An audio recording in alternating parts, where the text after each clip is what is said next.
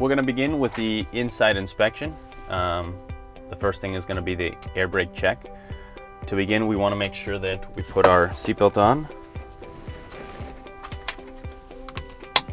We want to make sure our tractor and trailer brake are applied and our transmission is in neutral. We're going to proceed with the first step, which is the governor cutout. We want to make sure that our PSI and our primary and secondary gauges are at least 85 PSI or lower. When we turn the key on, so right now we need to lower the PSI by pushing and releasing the pedal until we get to 85 or lower.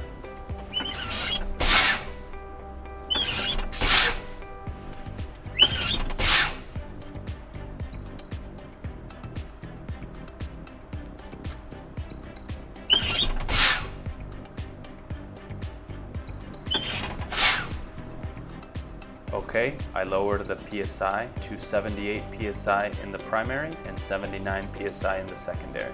All right, so we're gonna turn the engine on and wait for the governor to cut out. It should cut out no higher than 140 PSI.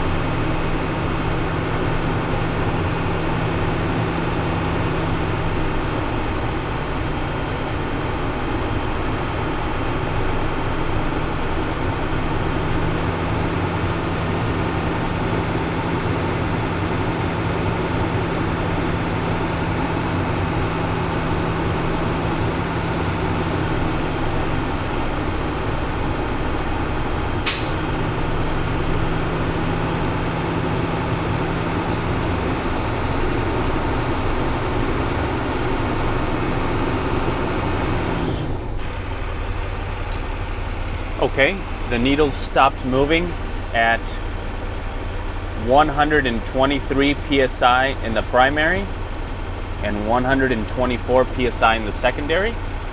That means that the governor cut out no higher than 140 PSI, so this is a good test. The next test will be the governor cut in. The governor should cut in and start sending air back into the tanks no lower than 100 PSI. In order to do this, we're going to push and release the brake pedal. We're going to wait 15 seconds to see if the PSI begins to rise. If it doesn't, we will repeat until it does, and then we will name at what PSI the gauges began to rise.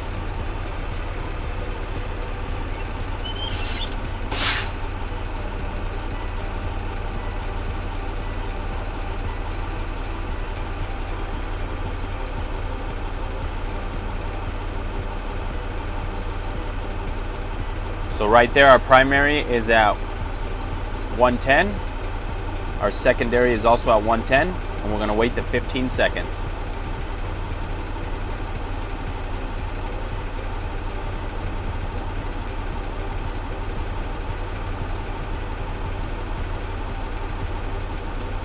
The gauges did not rise, so we're going to do it again. We're going to press the pedal, get it close to 100 PSI, and wait the 15 seconds for the PSI to rise.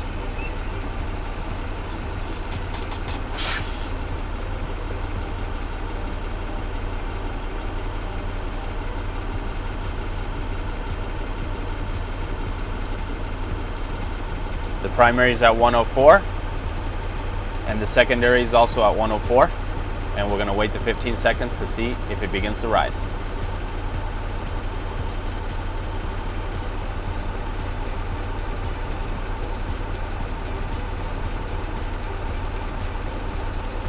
As you can clearly see, the gauges have begun to rise in both the primary and the secondary, meaning that the gauges began to rise at the previous stated PSI of 104 in the primary and 104 in the secondary, which is not lower than 100 PSI, so that is a good test. The next step we're going to do is the applied pressure test. Make sure to raise the pressure to its maximum PSI. In order to do this test, we are going to put the transmission in low gear.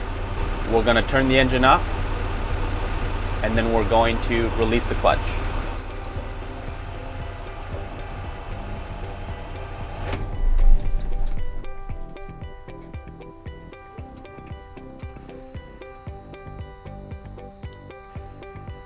Release the tractor and trailer brakes and make sure to allow them to stabilize.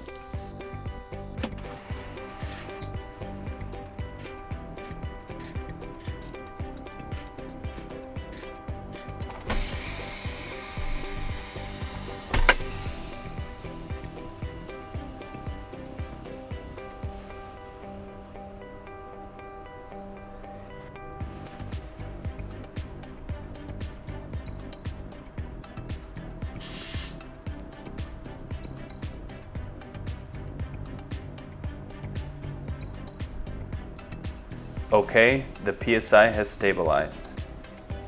The next step, I'm going to push the brake pedal all the way down and I'm going to hold it for 1 minute. When we step on the pedal, we're going to reevaluate what PSI our primary and secondary gauges are at, and then we're going to wait the 1 minute to see if we lose any PSI.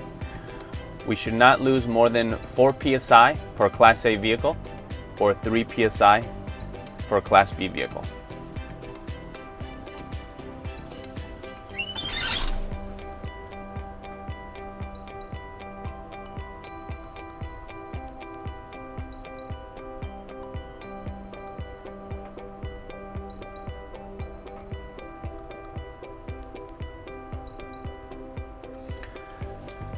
So my gauge is stabilized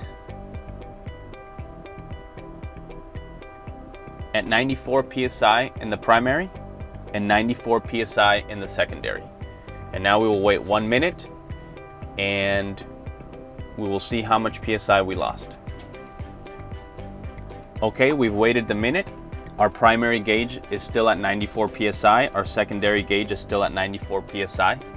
This means it's a good test because we did not lose more than 4 PSI for a Class A or 3 PSI for a Class B. Now you can release the pedal. The next step is the lower warning device. The lower warning device should activate between 55 and 75 PSI. In order to do this step, we must turn on the key into the open position, and then we're going to pump the brakes until we see a light, an alarm, or both turn on.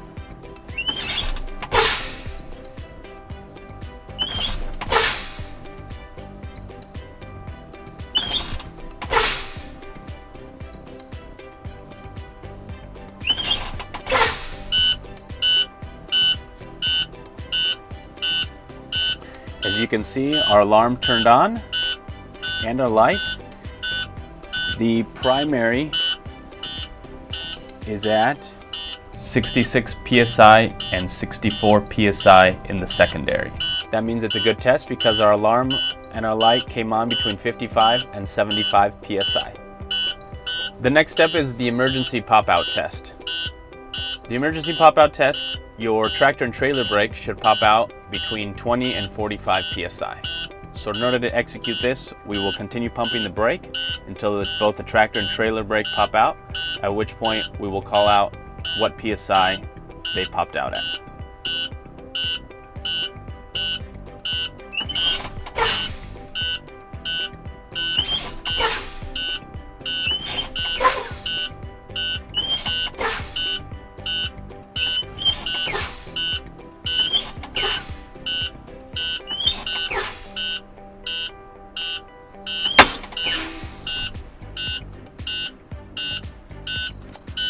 Both the tractor and trailer brake popped out, 34 PSI in the primary and 31 PSI in the secondary. Meaning this is a good test because they did pop out between the 20 and 45 PSI. Next, we will begin our cab inspection. To begin, we will start with the safe start. We need to make sure our tractor and trailer brakes are set, the transmission is in neutral, and then we start the engine. While we wait for our pressure to build, we'll go ahead and address the items inside the cab.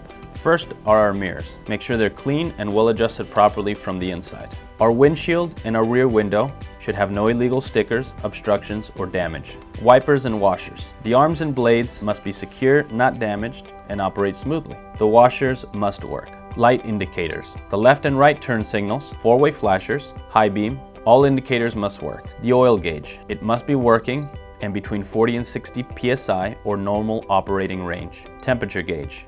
Must be working between 180 and 190 degrees or normal operating range. Voltmeter. This must work and be between 12 to 14 volts. The air gauges. They must work. The needle should move up and down when in use. Heater and defroster. Both must work. Horns. Both the air and electric horns must work. Emergency equipment. Check for spare electrical fuses, 3 reflective red triangles, and a fully charged and rated fire extinguisher. Safety belt. Securely mounted, adjusts, and latches properly, not ripped or frayed. The next section we will be doing is the brake test. To do the brake test, we must have the engine on, the tractor and trailer brakes applied, the gauges at max PSI, and the transmission in first gear. First, we'll test the tractor brake. We release the trailer brake and slowly move the vehicle forward. The vehicle did not move, indicating that the tractor brake is functioning. Next, we will test the trailer brake. We now apply the trailer brake and release the tractor brake. We slowly move the vehicle forward. The vehicle did not move, indicating that the trailer brake is functioning. Last, we will test the service brake. Now we release both the tractor and trailer brakes. We slowly move the vehicle forward at 5 miles an hour and apply the brake pedal. The vehicle stopped and did not pull to either side, indicating that the service pedal is functioning. Before starting on the outside inspection, ask the examiner to assist you in checking the left turn signal, the right turn signal, the four-way flashers, the headlights, and the brake lights. The front of the vehicle. The lights, all clean and functional. The clearance on the tractor and trailer must be amber, the turn signals must be amber, the four-way flashers must be amber, and the headlights must have high and low beams. The header board must not be cracked, bent, or broken. The fuel area of the vehicle. The frame must not be cracked, bent, or broken on the frame or cross members. The exhaust. Check for damage and signs of leaks like rust or soot. Connected tightly and properly mounted and secure. The drive shaft. Not cracked, bent, or broken. U-joints should be properly mounted and secure and free of foreign objects. The catwalk and the steps. They should be solid, clear of objects, properly mounted and secure. Fuel tank. Properly mounted and secure. Caps must be tight. No leaks from the tank, caps, or lines. Door. Not damaged. Open and closes. Hinges secure with seals intact. Mirrors. Mirrors and mirror brackets not damaged and properly mounted and secure. No loose fittings. Windows. Must be clean and work properly. Now the engine compartment. The alternator. Identify its location. Properly mounted and secure, all wires securely fastened. The belt is not cracked or frayed and has less than 3/4 inch of play. The water pump. Identify its location, properly mounted and secure, must not be leaking, the belt must not be cracked or frayed, and also have less than 3/4 inch of play. The coolant level. Must be at the proper level through the sight glass or checking through the radiator cap.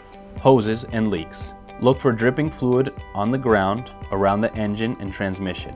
Listen for air leaks. Check hoses are well attached at both ends and no abrasions, bulges, or cuts. Air compressor. Identify the location, that it's properly mounted and secure and is not leaking. The air compressor is gear driven. Power steering level. Locate the dipstick. Make sure the fill mark is in operating range. This is also gear driven. Oil level. Locate the dipstick. Must be above the fill mark and in operating range. The steering box and hoses. They must be properly mounted and secure, not leaking, no missing nuts, bolts, or cotter keys. The steering linkage. This consists of the steering column, pitman arm, drag link, and tie rod. All must not be cracked, bent, or broken. Joints and sockets are not worn or loose, no missing nuts, bolts, or cotter keys. Front suspension. The spring mount must not be cracked, bent, or broken and properly mounted and secure. No missing hardware. Springs, not cracked, bent, or broken, properly mounted and secure, no more than 1/4 missing or broken. U-bolts, not cracked, bent, or broken, properly mounted and secure, not missing any hardware. The shocks, not cracked, bent, or broken, properly mounted and secure, and not leaking. The front brakes. The brake chamber must not be leaking, not cracked, bent, or broken, and properly mounted and secure. No loose or missing clamps. The slack adjuster, properly mounted and secure, not cracked, bent, or broken, and no missing hardware. Push rod, not cracked, bent, or broken, should not move more than 1 inch when pulled by hand. The brake hoses and lines, no abrasions, bulges, or cuts, should not be leaking, and well attached at both ends. The brake drums and lining, not cracked, bent, or broken, no loose or missing hardware, no oil or grease present, and the lining should be at least 1/4 inch. The front axle. The tires, they should have a minimum depth of 4/32 of an inch on the fronts and no recaps. The condition should be evenly worn and no abrasions, bulges, or cuts. Valve caps and stems not missing or damaged. The inflation should be checked with the tire gauge. The rims, not cracked, bent, or broken, or loose. No welding repairs and no rust. Lug nuts. All lug nuts must be present, not cracked or distorted. No signs of looseness such as rust or shiny threads. Hub oil seals and axle seals. See that the hub, oil, and grease seals and axle seals are not leaking. And if it has a sight glass, oil level is adequate. The same inspection on the suspension, brakes, and axles done on the driver's side applies to the passenger side. The coupling system of the tractor and trailer. The air lines. Check for air leaks. They should have no abrasions, bulges, or cuts. They should be well connected on both the tractor and trailer ends. The glad hands should be locked in place, free of damage. The electrical line. Not frayed, well insulated, and connected firmly on both the tractor and the trailer ends. The fifth wheel skid plate, properly lubricated, attached to the platform, and not missing bolts or pins. The platform should not be cracked, bent, or broken. The mounting bolts, no loose, missing, or damaged hardware, properly mounted and secure.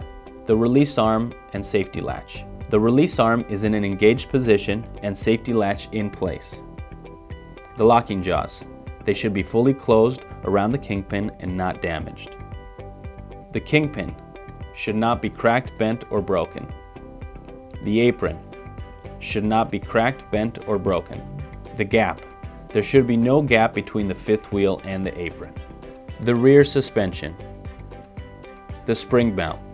Not cracked, bent, or broken, no missing hardware, and properly mounted and secure. The springs. Not cracked, bent, or broken, properly mounted and secure. The U-bolts, not cracked, bent, or broken, properly mounted and secure. Not missing any hardware. The shocks, not cracked, bent, or broken, properly mounted and secure, and not leaking.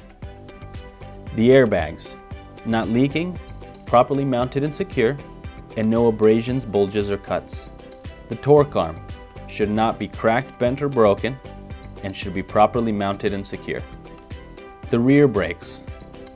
The brake chamber should not be leaking, not cracked, bent, or broken, and properly mounted and secure. No loose or missing clamps. The slack adjuster, properly mounted and secure, not cracked, bent, or broken, and no missing hardware. The push rod, not cracked, bent, or broken, and should not move more than 2 inches when pulled by hand. The brake hoses and lines, no abrasions, bulges, or cuts, not leaking, well attached at both ends. The drums and brake lining, not cracked, bent, or broken, no loose or missing hardware, no oil or grease. The lining should be at least 1/4 inch. The rear axles. The tires. The depth should be at least 2/32 of an inch, minimum on the rears, and recaps are okay. The condition should be evenly worn, no abrasions, bulges, or cuts to tread or sidewalls. The valve caps and stems not missing or damaged. The inflation should be checked with a tire gauge. And the spacing. Dual wheels should be evenly separated with no debris in between. The rims should not be cracked, bent, or broken, or loose. No welding repairs and no rust. The lug nuts. All lug nuts should be present, not cracked or distorted. No signs of looseness, such as rust or shiny threads. The hub oil seals and axle seals. See that the hub oil and grease seals and the axle seals are not leaking, and if it has a sight glass, that the oil level is adequate. The same inspection on the suspension, brakes, and axles done on the driver's side applies to the passenger side. The rear of the vehicle. The splash guards. Make sure that they are not damaged and properly mounted and secure. The lights. All should be clean and functional.